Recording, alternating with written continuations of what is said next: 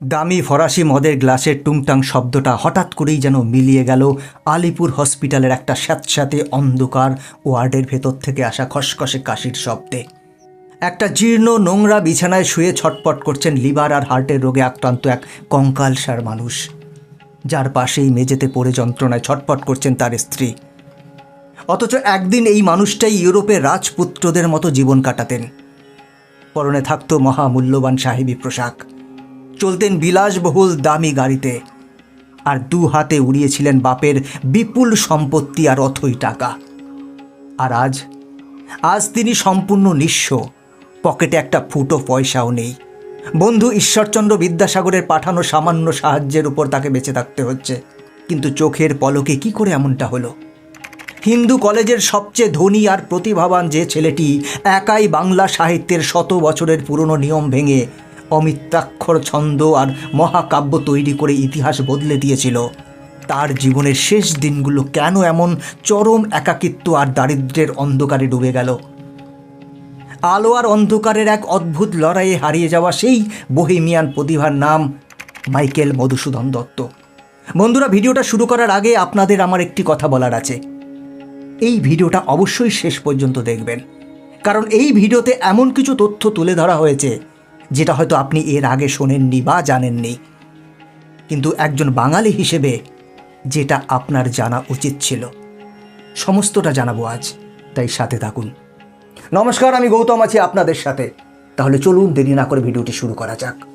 25শে জানুয়ারি 1814, যশোরের কপোতাক্ষ নদের তীরে শান্ত সুন্দর গ্রাম সাগরদাড়ি, এখানেই জন্ম নেন মধুসূদন দত্ত। তার বাবা রাজনারায়ণ দত্ত ছিলেন কলকাতা আদালতের অত্যন্ত প্রভাবশালী আর সেই সময়ের সবচেয়ে বেশি আয় করা আইনজীবী। টাকা পয়সা আর ক্ষমতার কোনো কমতি ছিল না তার। মা জাহ্নবী দেবীর আদর আর পারিবারিক আভিজাত্যের মধ্যে মধুসূদন বড় হয়ে উঠলেন এক দর্পিত রাজপুত্রের মতোই। তার শৈশব ছিল চমৎকার এবং আরামদায়ক। কপোতাক্ষের জলের শব্দ আর মায়ের মুখে শোনা রামায়ণ মহাভারতের গল্প তার মনে গেঁথে গিয়েছিল। বাবার অঢেল টাকায় বিলাসবহুল পালকিতে চড়ে পেছনে চাকর বাকর নিয়ে তার যাতায়াত ছিল দেখার মতো। কিন্তু এই শান্ত গ্রামের জীবন আর কলকাতার সুরক্ষিত খোলস তার স্বাধীন এবং উড়নচণ্ডী মনকে বেশি দিন আটকে রাখতে পারেনি। হিন্দু কলেজে পা রাখার পর থেকেই শুরু হলো তার জীবনের আসল ঝড়। সেখানে তরুণ মধুসূদন পরিচিত হলেন এক সম্পূর্ণ নতুন যুক্তিবাদী আর পশ্চিমা জগতের সঙ্গে। তার প্রখর বুদ্ধি আর অসাধারণ প্রতিভা খুব দ্রুতই কলেজের শিক্ষকদের নজর কাড়ল। কিন্তু এই প্রতিভাই তার কাল হয়ে দাঁড়ালো। তিনি বুঁদ হয়ে গেলেন ইংরেজি সাহিত্য আর লর্ড বায়রনের রোমান্টিকতায়। তার রক্তে তখন বইছে একটাই তীব্র নেশা, একটাই স্বপ্ন। যে কোনো উপায়ে তাকে ইউরোপ যেতে হবে, হতে হবে একজন খাঁটি ইংরেজ কবি।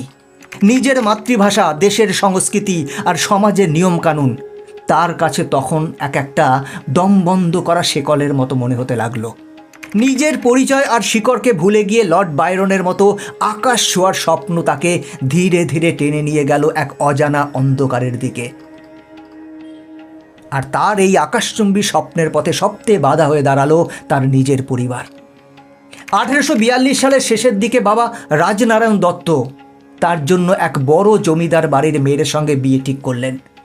মধুসূদন বুঝলেন এই বিয়ে করা মানেই হলো ইউরোপ যাওয়ার স্বপ্ন চিরতরে শেষ হয়ে যাওয়া। শুরু হলো তার মনের ভেতরে এক তীব্র লড়াই। একদিকে পরিবারের নিশ্চিত জীবন আর মায়ের ভালোবাসা, অন্যদিকে বিলেতের সাহিত্য জগতের হাতছানি। অবশেষে 1843 সালের 9 ফেব্রুয়ারি তিনি এমন একটা চরম সিদ্ধান্ত নিলেন যা পুরো সমাজকে কাঁপিয়ে দিল। পরিবারের বিয়ের চাপ থেকে বাঁচতে আর নিজের পশ্চিমা স্বপ্ন পূরণ করতে তিনি হিন্দু ধর্ম ছেড়ে খ্রিস্ট ধর্ম নিলেন। নিজের নামের আগে যোগ করলেন মাইকেল। কিন্তু এই বিদ্রোহের জন্য তাকে চরম মূল্য দিতে হলো। রাগে আর অপমানে বাবা তাকে ত্যায্য পুত্র করলেন, বন্ধ করে দিলেন বিলাসিতার সমস্ত টাকা। হিন্দু কলেজের দরজাও তার জন্য চিরতরে বন্ধ হয়ে গেল। যে মায়ের কোলে বসে গল্প শুনতেন সেই মা আর নিজের শিকড়কে হারিয়ে মাইকেলের মনে এক গভীর ক্ষত তৈরি হলো। স্বপ্ন পূরণের এক অন্ধ নেশায় তিনি নিজের হাতেই নিজের চেনা জগৎটাকে ভেঙে চুরমার করে দিলেন। বাবার ত্যায্য পুত্র হয়ে পকেটে টাকা পয়সা না নিয়ে ভাগ্যের খোঁজে মাইকেল এরপর চলে গেলেন সুদূর মাদ্রাজে। চেনা কেউ নেই, কোনো সম্বল নেই। সেখানে খ্রিস্টান হওয়া এই তরুণ একটা এতিমখানায় মাস্টারি করে আর বিদেশি পত্রিকায় ইংরেজি কবিতা লিখে বেঁচে থাকার এক মরিয়া লড়াই শুরু করলেন। মাদ্রাজের দিনগুলোতে একদিকে যেমন তার লেখার ধার বাড়ছিল, অন্যদিকে চরম অভাব আর ভয়ঙ্কর একাকিত্ব তাকে চারদিক থেকে চেপে ধরছিল। কিন্তু অনাহারে অদ্যাহারে দিন কাটানো এই বোহেমিয়ান তরুণের সাহিত্যিক বিদ্রোহ আর তার জীবনের এই উথাল পাথাল কি বাংলার কেউ দেখছিল না? দেখছিল, একটা মানুষ ঠিক দেখছিল। মাদ্রাজ থেকে বহু দূরে কলকাতার বুকে বসে থাকা টিকিধারী ধুতি চাদর পরা এক পণ্ডিত খুব নিবিড়ভাবে নজর রাখছিলেন এই পথভ্রষ্ট প্রতিভার দিকে। বাইরে থেকে দেখলে তাদের দুজনের জগৎ ছিল সম্পূর্ণ আলাদা।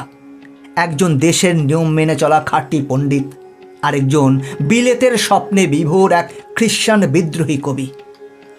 অথচ মাইকেল তখনও জানতেন না যে সময়ের এক অদ্ভুত খেলায় এই ধুতি পরা মানুষটাই একদিন হয়ে উঠবেন তার জীবনের সবচেয়ে বড় রক্ষাকর্তা, যিনি কেবল তাকে ধ্বংসের হাত থেকেই বাঁচাবেন না, বরং তার সমস্ত খামখেয়ালিপনা আর ধারের বিপুল বোঝা হাসি মুখে নিজের কাঁধে তুলে নেবেন। কিন্তু কে ছিলেন কলকাতার সেই রহস্যময় পণ্ডিত? বন্ধুরা, তিনি আর কেউ নন, ঈশ্বরচন্দ্র বিদ্যাসাগর। সম্পূর্ণ বিপরীত মেরুর এই দুই মানুষের ভাগ্য কিভাবে একই সুতোয় বাঁধা পড়ল সেটাই দেখার। মাদ্রাজের সেই কষ্টকর প্রবাস জীবন শেষ করে কলকাতায় ফিরে আসার পর মাইকেলের জীবনে শুরু হলো এক অবিশ্বাস্য লেখার ঝড়। মাত্র ৩-৪ বছরের মধ্যে তার কলম থেকে একে একে বেরিয়ে এলো শর্মিষ্ঠা, পদ্মাবতী, বীরাঙ্গনা আর বাংলা সাহিত্যের প্রথম এবং সর্বশ্রেষ্ঠ মহাকাব্য মেঘনাদ বধ কাব্য। অমিত্রাক্ষর ছন্দের জাদুতে তিনি বাংলা কবিতাকে এক ধাক্কায় ১০০ বছর এগিয়ে দিলেন। কিন্তু এই তুমুল সাফল্যের চূড়ায় বসেও তার মনের ভেতরের সেই পুরনো আক্ষেপটা মেটেনি।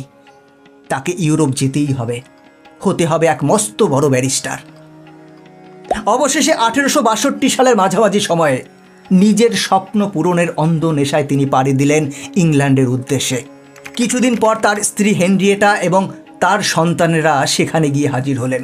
কিন্তু ইউরোপের যে জীবনকে তিনি স্বপ্ন ভেবেছিলেন তা খুব দ্রুতই একটা ভয়ঙ্কর দুঃস্বপ্নে বদলে গেল। লন্ডনের বিপুল খরচ সামলাতে না পেরে পরিবার নিয়ে মাইকেল চলে গেলেন ফ্রান্সের ভার্সাই শহরে। কিন্তু সেখানেও তার সেই রাজকীয় এবং বিলাসবহুল জীবনযাপন, আর অন্যদিকে কলকাতা থেকে দালালেরা তার সম্পত্তির টাকা পাঠানো বন্ধ করে দেওয়ায় সব মিলিয়ে তিনি ঋণের এক অতল সাগরে ডুবে গেলেন। অবস্থা এতটাই খারাপ হলো যে স্ত্রী সন্তানদের মুখে খাবার তুলে দেওয়ার মতো সামান্য টাকাও তার কাছে ছিল না। আর দেনার দায়ে ফরাসি জেলে যাওয়ার খাড়া মাথার ওপর ঝুলছিল। ঠিক সেই খাদের কিনারায় দাঁড়িয়ে নিরুপায় এবং বিধ্বস্ত মাইকেল ১৮৬৪ সালে ২রা জুন একটা লম্বা চিঠি লিখলেন কলকাতার সেই পণ্ডিতকে। সেই চিঠিতে তিনি আর্তনাদ করে বলেছিলেন, আপনি যদি একজন সাধারণ মানুষ হতেন তবে এতকাল যোগাযোগ না রাখার জন্য আমি প্রথমেই আপনার কাছে ক্ষমা চেয়ে নিতাম। কিন্তু আপনি জানেন, চরম বিপদের মুহূর্তে আমরা সেই মানুষটার কাছেই ছুটে যাই যাকে আমরা আমাদের সবচেয়ে বড় বন্ধু আর রক্ষাকর্তা মনে করি। আর সেই পরম রক্ষাকর্তা বিদ্যাসাগরের সুবিশাল হৃদয় এই বিপদগামী কবির হাহাকারে কেঁদে উঠল। ইতিহাসের এক অদ্ভুত বৈপরীত্য, কোথায় এক নিয়মনিষ্ঠ ধুতি চাদর পরা কঠোর শৃঙ্খলাপরায়ণ পণ্ডিত, আর কোথায় মদ আর পশ্চিমা জীবনযাত্রায় বুঁদ হয়ে থাকা এক উচ্ছৃঙ্খল কবি। মাইকেল টাকার মূল্য কোনোদিন বোঝেননি, ২ হাতে টাকা উড়িয়েছেন, আর বিদ্যাসাগর ছিলেন সংযমের প্রতীক। অথচ সেই মুহূর্তে মাইকেলকে ফরাসি জেলের অন্ধকার থেকে বাঁচাতে আর তার ব্যারিস্টারি পড়া শেষ করার জন্য বিদ্যাসাগর নিজের আর্থিক নিরাপত্তার কথা ভুলে গেলেন। নিজের কাছে টাকা না থাকায় তিনি বন্ধুদের কাছ থেকে চড়া সুদে ধার করলেন, নিজের জমানো সব টাকা উজাড় করে দিলেন। এমনকি শেষ পর্যন্ত দেনার চাপ মেটাতে তার নিজের প্রাণের চেয়ে প্রিয় সংস্কৃত প্রেসের মালিকানাও বিক্রি করে দিতে বাধ্য হলেন। একজন খাঁটি পণ্ডিত নিজের জীবন আর সম্মান বাজি রাখলেন এক বেপরোয়া খ্রিস্টান কবির জন্য। এই বন্ধুত্বের সবচেয়ে বড় প্রমাণ পাওয়া যায় একটা দারুণ ঘটনার মধ্য দিয়ে।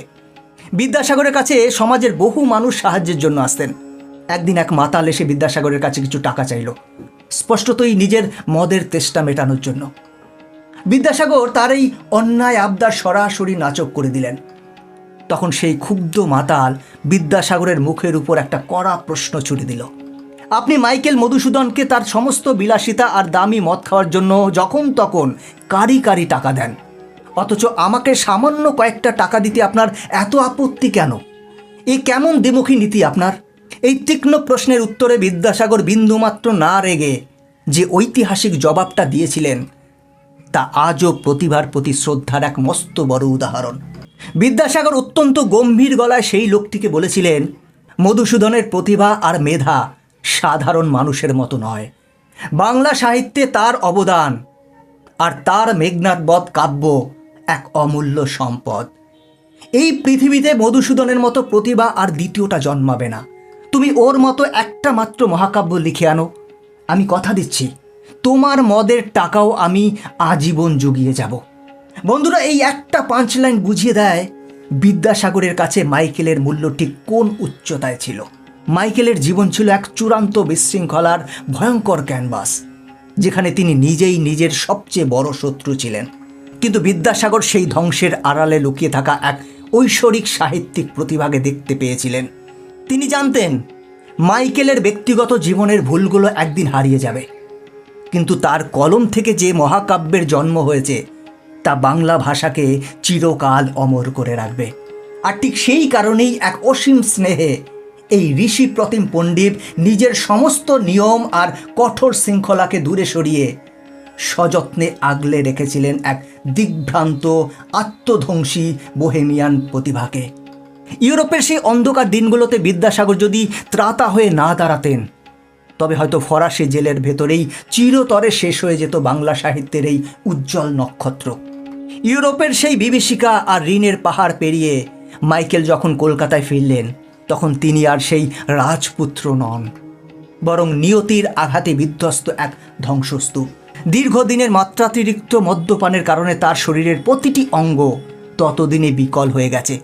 লিভার প্রায় শেষ, শরীরে বাধা বেঁধেছে হার্ট আর গলার দুরারোগ্য রোগ, তাকে প্রতিনিয়ত মৃত্যুর দিকে টেনে নিয়ে যাচ্ছে। এক সময়ে রাজকীয় জাঁকজমকে অভ্যস্ত এই মানুষটি, যিনি এক সময় ফরাসি মদের গ্লাসে লক্ষ লক্ষ টাকা উড়িয়েছেন, তিনি এখন সম্পূর্ণ নিঃস্ব আর দেনার দায়ে আষ্টে পিষ্টে বাঁধা। পাওনাদারদের নিষ্ঠুর তাগিদ আর সমাজের অবজ্ঞা থেকে বাঁচতে তিনি স্ত্রী সন্তানদের নিয়ে কলকাতার এক ভাড়াবাড়ি থেকে অন্য ভাড়াবাড়িতে উদ্বাস্তুর মতো পালিয়ে বেড়াতে লাগলেন। এক সময়ের এই নামজাদা ব্যারিস্টারের চূড়ান্ত ঠিকানা হলো আলিপুর জেনারেল হসপিটালের এক বিছানা।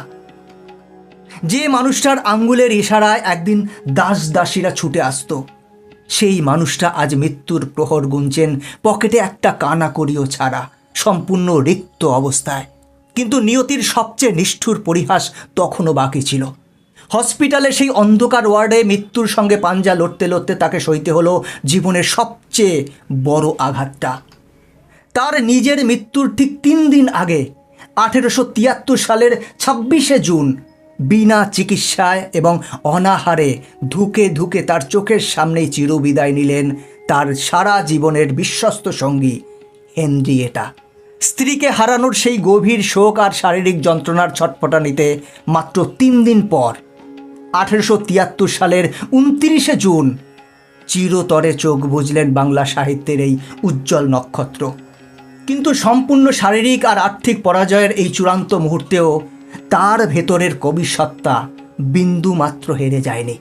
জীবনের একদম শেষ প্রান্তে এসে এই দিগ্ভ্রান্ত বিদ্রোহী অবশেষে খুঁজে পেয়েছিলেন তার শিকড়, যদিও তার জন্য তাকে দিতে হয়েছিল এক চরম ব্যক্তিগত মূল্য। মৃত্যুর আগে তিনি নিজেই লিখে গিয়েছিলেন তার অমর সমাধিলিপি, যেখানে তিনি নিজেকে খ্রিশ্চান মাইকেল বা বিলেতের ব্যারিস্টার হিসেবে নয়, বরং বঙ্গমাতার এক অবিচ্ছেদ্য সন্তান হিসেবেই তুলে ধরেছেন। লোয়ার সার্কুলার রোডের সমাধিতে তারই লেখা সেই মর্মস্পর্শী পংক্তিগুলো আজও আমাদের মনকে ভারী করে তোলে। দাঁড়াও পথিক বর, জন্ম যদি তব বঙ্গে তিষ্ট ক্ষণকাল, এ সমাধিস্থলে মহির পদে মহা নিদ্রাব্রত দত্ত কুলদম্ব কবি শ্রী মধুসূদন। এই লাইনগুলো শুধু পাথরে খোদাই করা কিছু শব্দ নয়, এটা আসলে একটা দিগ্ভ্রান্ত পথিকের ঘরে ফেরার এক তিক্ত মধুর গল্প, যিনি সারা জীবন বিলেতের আলোয় অন্ধ হয়ে বিশ্বজয়ের স্বপ্ন দেখেছিলেন, কিন্তু অবশেষে মৃত্যুর ঠান্ডা ছোঁয়ায় বুঝতে পেরেছিলেন যে তার আসল সিংহাসন আর তার অমরত্ব বাংলার ধুলো মাখা বাঁকেই লেখা ছিল। মধুসূদনের এই করুণ পরিণতি আমাদের একটি গভীর সত্যের মুখোমুখি দাঁড় করিয়ে দেয়। মাইকেল মধুসূদন দত্ত কেবল কতগুলো কালজয়ী কবিতা বা মহাকাব্য লিখে যাননি, তিনি তার নিজের জীবন দিয়েই যেন বাংলা নবজাগরণের এক মর্মান্তিক দৃশ্যকাব্য তৈরি করে গিয়েছিলেন। তিনি প্রমাণ করে গেছেন যে যখন কোনো শিল্পীকে শত বছরের পুরনো শিকল ভেঙে সম্পূর্ণ নতুন আর যুগান্তকারী কিছুর জন্ম দিতে হয়, তখন তাকে নিজের জীবনটাকেই সম্পূর্ণভাবে পুড়িয়ে ছাই করে দিতে হয়। তার জীবনের এই ভয়ঙ্কর বিশৃঙ্খলা আসলে কোনো সাধারণ ট্র্যাজেডি ছিল না।